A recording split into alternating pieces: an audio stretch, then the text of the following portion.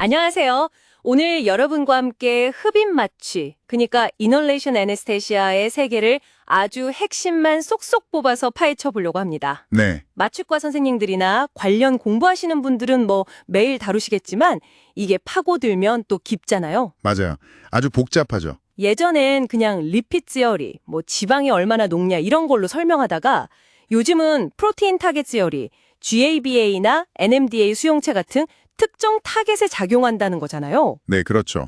훨씬 더 복잡한 기전들이 밝혀지고 있죠. 그래서 오늘 이 복잡한 걸 임상적으로 진짜 중요한 포인트 위주로 아주 명쾌하고 재미있게 그리고 딱 들으면 아 하고 기억나게 정리해 보겠습니다. 준비되셨죠? 네, 좋습니다.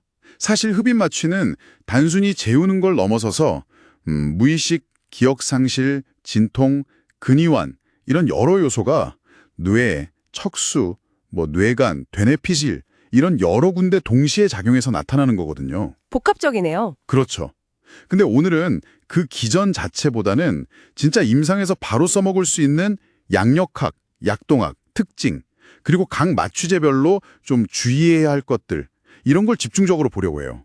실용적인 접근이네요. 네. 특히 마취 깊이 지표인 MAC, 그리고 마취제가 얼마나 빨리 몸에 들어오고 나가는지 그 키네틱스, 이 두 가지가 오늘 이야기의 핵심이 될 겁니다. 좋습니다. 그럼 바로 MAC, Minimum Alveolar Concentration부터 시작할까요? 네. 50% 환자가 피부 절개 같은 자극에 안 움직이는 농도. 이거 MAC 값이 작을수록 센 약이라는 거잖아요. 이거 모르면 안 되죠. 하하, 그렇죠. 기본 중에 기본이죠. 이디오공 개념이랑 비슷하다고 보시면 돼요. 네네. 근데 임상에서는 보통 95% 정도 환자를 확실히 재우려면 한 1.2에서 1.3 맥 정도는 필요하다고 보고요. 아, 일맥스론 좀 부족할 수 있겠네요. 네. 그리고 더 중요한 건 이 맥값이 고정된 게 아니라는 거예요. 아, 변하는군요. 네. 나이 들면 감소하고 특히 생후 6개월 이때가 최고치였다가 점점 떨어지죠. 체온 떨어져도 감소하고 또 오피오이드나 벤조다이아제판 같은 약 같이 쓰면 확 줄어들고요. 아, 병용 약물 효과 크네요. 그렇죠. 심한 저산소증이나 고탄산혈증도 영향을 주고요.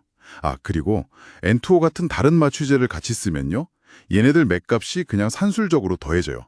애디티브하다는 거죠. 이것도 중요해요. 아, 엔토를 섞었으면 다른 마취제 필요량이 줄어드는 거군요. 진짜 환자 상태나 약물 따라서 계속 조절해야겠네요. 맞습니다. 그럼 다음으로 마취제가 얼마나 빨리 들고 나는지 약동학 파마코키네틱스는 어떤가요?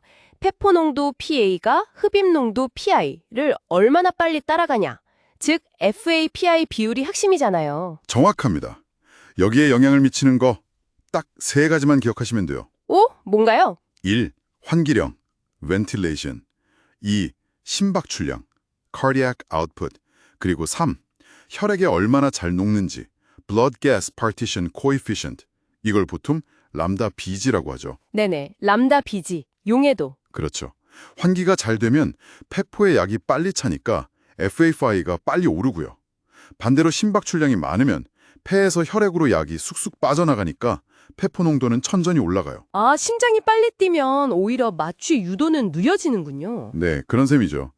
근데 이 세 가지 중에 가장 결정적인 건 바로 용해도, 람다 비주입니다. 용해도요? 네, 이 값이 낮을수록, 그러니까 혈액에 잘 안 녹을수록 폐포 농도가 훨씬 빨리 올라가요. 그래서 유도도 빠르고 깰 때도 빠른 거죠. 아하, 덜 녹는 애들이 쿨하게 빨리 왔다 빨리 가는 거군요. 맞아요. 데스플로레인이 0.45, N2O가 0.47인데 세버플로레인은 0.65, 아이소플로레인은 1.4거든요. 차이가 꽤 크죠? 그래서 데스플로레인이나 N2O가 훨씬 빠른 거예요. 와, 숫자로 보니까 확 와닿네요. N2O 얘기 나온 김에 그 농도 효과랑 2차 가스 효과 이것도 중요하잖아요. 특히 N2O 고농도로 쓸 때. 아, 네네. 아주 중요하죠. N2O처럼 고농도로 흡입시키면 폐포에 N2O가 왕창 들어가면서 폐포 자체의 농도 상승 속도가 빨라져요. 네. 이게 농도 효과, concentration effect. 네. 그리고 N2O가 혈액으로 또 왕창 흡수되잖아요. 그럼 폐포에 남아있던 다른 가스들, 예를 들어 산소나 같이 쓰던 다른 흡입 마취제, 얘네들의 농도가 상대적으로 확 높아져요. 아, N2O가 빠져나가니까 남은 애들이 진해지는 거군요. 그렇죠. 그래서 얘네들 흡수도 덩달아 빨라지는 거, 이게 2차 가스 효과, second gas effect입니다. 재밌네요. N2O가 참 여러 가지 효과가 있군요. 네, 그리고 N2의 또 다른 중요한 특징, 공기가 차 있는 공간 있잖아요. 뭐 기흉 환자의 흉곽이나 장폐색 환자의 장소가스 아니면 중이관 같은 것. 이런 데로 N2O가 엄청 빨리 확산해 들어가서 그 공간을 팽창시킬 수 있다는 거. 이건 진짜 꼭 기억해야 합니다. 와, 수술 중에 기흉이 커지거나 장이 터질 수도 있겠네요. 네, 그럴 위험이 있죠. 그래서 그런 환자한테는 N2O를 피해야 하고요. 그리고 최근에는 환경 문제나 비용 절감 때문에 Fresh Gas Flow, FGF를 줄여서 쓰는 저유량 마취, Low Flow Anesthesia 많이 하잖아요. 이것도 이런 약동학적 원리를 잘 이해해야 안전하게 할 수 있습니다. 그렇군요. 자, 그럼 이번에는 흡입 마취제가 우리 몸의 주요 시스템에 미치는 영향들을 좀 짚어볼까요? 먼저 뇌, 중추신경계, CNS는 어떻습니까? 뇌압 상승 걱정되는데요. 맞아요. 그게 늘 신경 쓰이죠. 기본적으로 뇌 대사율 CMRO2는 감소시키는데 이게 1mAc 이상 좀 고농도로 들어가면 뇌혈관을 확장시켜요. 혈관 확장이요? 네. 그래서 뇌혈류량 CBF가 증가하고 결국 뇌압 ICP가 상승할 수 있는 거죠. 뇌혈류 자동 조절능 오토레귤레이션도 좀 억제하고요. 아, 그럼 뇌압 높은 환자는 조심해야겠네요. 그렇죠. 뇌파 EEG는 전반적으로 느려지게 하고 더 고농도로 가면 버스트 서프레션이라고 거의 평탄 뇌파처럼 만들 수도 있고요. 특히 세보플로레인은 아주 고농도에서는 간질 비슷한 파형, 에필렙티폼 액티비티가 나올 수 있다는 보고도 있어요. 오, 세보플로레인이요? 주의해야겠네요. 그럼 심혈관계, 카디오베스큘러는요? 혈압 떨어지는 건 기본이죠? 네, 대부분 용량 의존적으로 혈압을 떨어뜨립니다. 말초 혈관 확장시키고 심근 수축력도 어느 정도 억제하고요. 심박수는요? 심박수는 약마다 좀 달라요. 데스플로레인이나 아이소플로레인 같은 경우는 농도를 갑자기 확 올리면 교감신경이 반사적으로 항진되면서 빈맥이 올 수 있어요. 아, 조심해서 올려야겠네요. 네. 근데 N2O는 좀 독특하게 오히려 교감신경을 약간 자극하는 효과가 있어서 단독으로는 심혈관계 억제 효과가 좀 덜한 편이고요. 아, N2O는 좀 다르군요. 네. 그리고 모든 흡입 마취제는 QT 간격을 연장시킬 수 있다는 점, 이것도 기억해 두시고요. 또 심장에 허혈이 오기 전에 미리 노출되면 오히려 심근을 보호하는 효과, 이른바 이스키믹 프리컨디셔닝 효과가 있다는 것도 흥미로운 점입니다. 와, 보호 효과도 있다니 신기하네요. 자, 마지막으로 호흡기계, 레스피레토리 시스템은 어떤가요? 숨 쉬는 거요? 기본적으로 기관지는 대부분 확장시키는 효과가 있어요.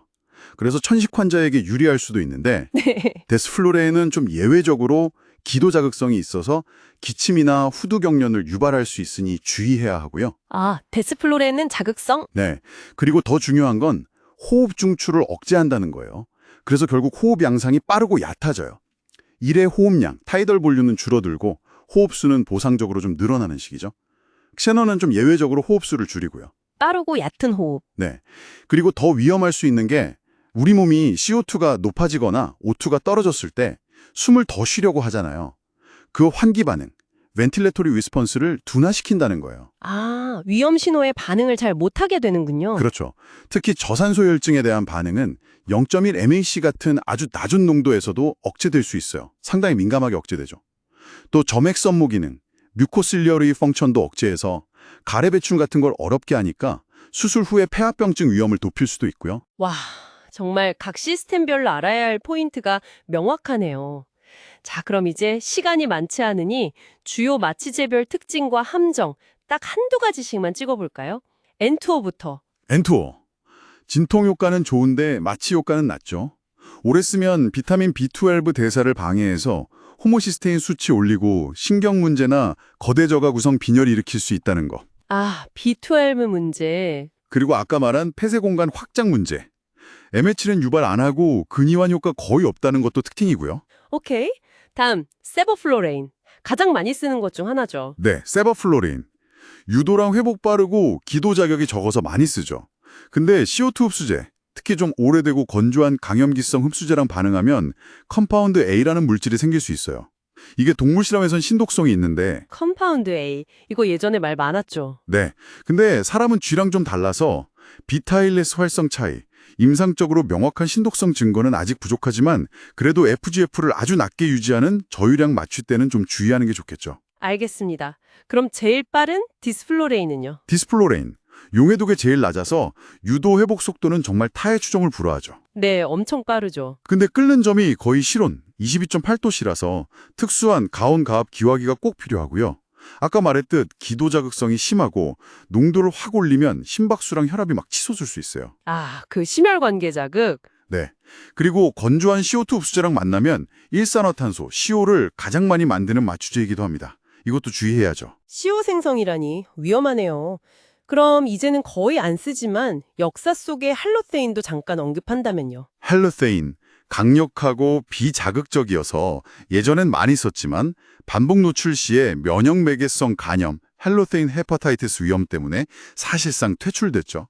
TFA, 트라이플루로에세틸이라는 대사체가 항원으로 작용하는 걸로 알려져 있고요. 네, 할로세인 헤파타이티스. 무서운 합병증이었죠. 그리고 마지막으로 모든 흡입 마취제, 엔투요 빼고는 신경근 차단제 효과를 강화시키고 또 악성 고열증, 멜리그넌트 하이퍼터미아, MH의 유발인자, 트리거라는 거. 이것도 절대 빼놓을 수 없죠. 아, 그럼요. 너무 중요하죠. MH 감수성이 있는 환자에게는 N2O를 제외한 모든 흡입 마취제는 금기입니다. 네, MH는 정말 치명적이니까요. N2O는 근이완 효과도 거의 없고 MH 유발도 안 하고요. 이야, 정말 짧은 시간에 흡입 마취의 거의 모든 걸 훑어본 기분입니다. 뭐 기전부터 약동학, 양력학, 주요 약제들의 특성과 위험성까지 알면 알수록 정말 단순하지 않네요. 그렇죠.